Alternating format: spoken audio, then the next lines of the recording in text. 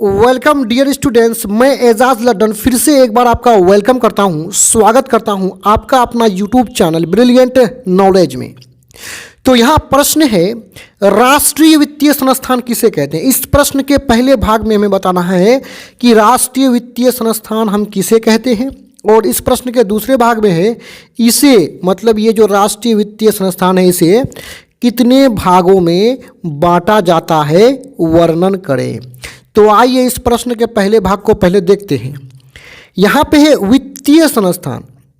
देखिए जो वित्तीय शब्द है ना, इस वित्तीय शब्द का अर्थ होता है वित्त का। क्या होता है? वित्त का। और वित्त का मतलब होता है रुपया, पैसा या मुद्रा। तो वित्तीय संस्थान का मतलब वित्त का संस्थान, मतलब रुपये पैसे का संस्थान, मतलब ऐसा संस्थान जहां रुपये पैसे की बात हो, जिस संस्थान से हमें ऋण मिले, रुपये पैसे का लेन देन हो, उसे हम वित्तीय संस्थान कहेंगे।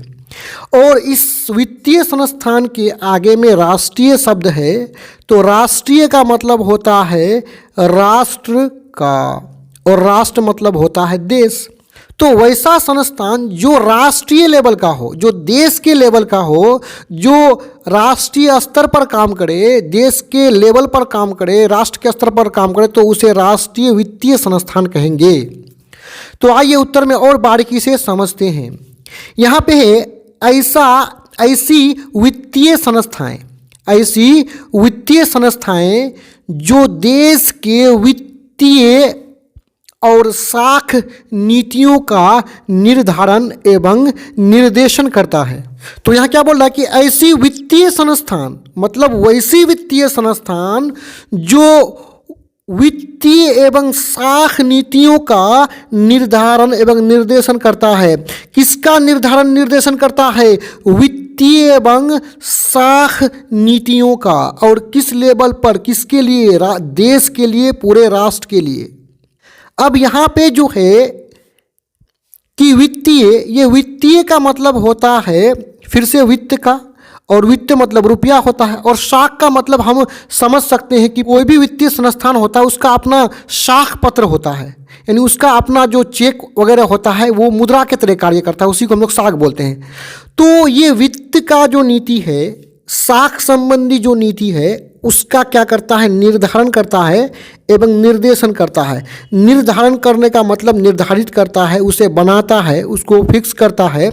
निर्देशन का मतलब उसे निर्देश देता है, डायरेक्ट करता है, डायरेक्शन देता है, बताता है कि ये नीतियाँ कैसी होनी चाहिए।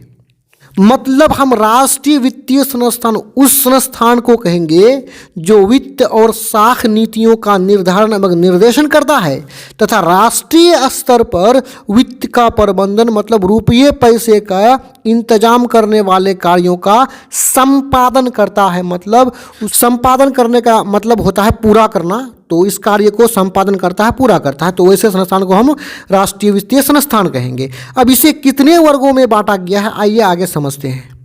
तो यहाँ पे राष्ट्रीय वित्तीय संस्थानों को निम्नलिखित 2 वर्गों में बांटा गया है। तो पहला वर्ग में है मुद्रा बाजार की वित्तीय संस्थान, देखिए, और दूसरा में है पूंजी बाजार की वित्तीय संस्थान। ये दोनों वित्तीय संस्थान में केवल बेसिक रूप से एक बात का ही अंतर है। यहाँ पे मुद्रा बाजार में क्या होता है कि जो ऋण जो मिलता है, जो साख मिलता है, वो अल्पकालीन और मध्यकालीन मिलता है। लेकिन पूंजी बाजार के वित्तीय संस्थान में क्या होता है, जो मुद्रा लोन के रूप में मिलता है वो दीर्घकालीन मिलता है। अब आगे इसको और डिटेल से समझते हैं।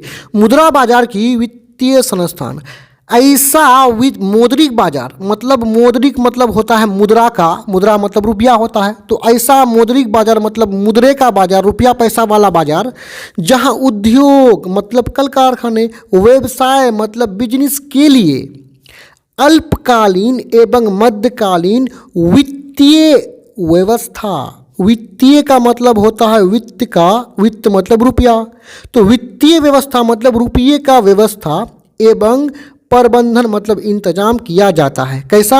अल्पकालीन और मध्यकालीन।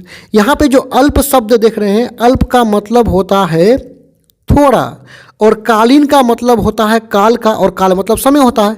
तो अल्पकालीन का मतलब थोड़े समय के लिए आपको वित्त का प्रबंधन करेगा, आपको थोड़े समय के लिए ऋण देगा, कर्ज देगा। और मध्यकालीन मतलब थोड़े से ज़्यादा समय, यानी अल्पकालीन से थोड़ा सा ज़्यादा समय को हम लोग मध्यकालीन बोलेंगे। अल्पकालीन में 1 से 2 साल होता है, वहीं मध्यकालीन में 4 से लगभग 10 साल के बीच होता है, किया जाता है। उसे मुद्रा बाजार कहते हैं। उसे क्या कहते हैं? मुद्रा बाजार कहते हैं। अब देखिए, भारतीय मुद्रा बाजार को संगठित और असंगठित क्षेत्रों में विभाजित किया गया है। इसे भी 2 वर्गों में विभाजित किया गया है, संगठित और असंगठित में। अब आगे इसका दूसरा जो है वित्तीय संस्थानों का जो दूसरा रूप है, आइए उसको देख लेते हैं। तो वित्तीय संस्थानों का दूसरा रूप क्या है? पूंजी बाजार। पूंजी बाजार की वित्तीय संस्थान, ये वित्तीय संस्थान दूसरे प्रकार के वित्तीय संस्थान है। आगे देखिए, ऐसा मौद्रिक बाजार जहां उद्योग एवं व्यवसाय के लिए दीर्घकालीन, दीर्घ का मतलब होता है बड़ा, कालीन का मतलब काल का, समय का, यानी बड़े समय के लिए, लंबे समय के लिए, लगभग 15-20 साल के लिए लगभग, वित्तीय व्यवस्था मतलब वित्त का व्यवस्था, रुपये पैसे का व्यवस्था एवं प्रबंधन का मतलब इंतजाम किया जाता है, उसे पूंजी बाजार कहते हैं। यानी ऐसे बाजार को हम लोग क्या बोलते हैं? पूंजी बाजार कहते हैं। तो दीर्घकालीन पूंजी की मांग बड़े बड़े उद्योग घराने एवं सार्वजनिक निर्माण कार्यों के लिए होता है। ये जो दीर्घकालीन पूंजी की जो आवश्यकता होता है, रुपये पैसे की जो आवश्यकता होता है, इसका मांग करता है कौन? बड़े बड़े उद्योग घराने करते हैं।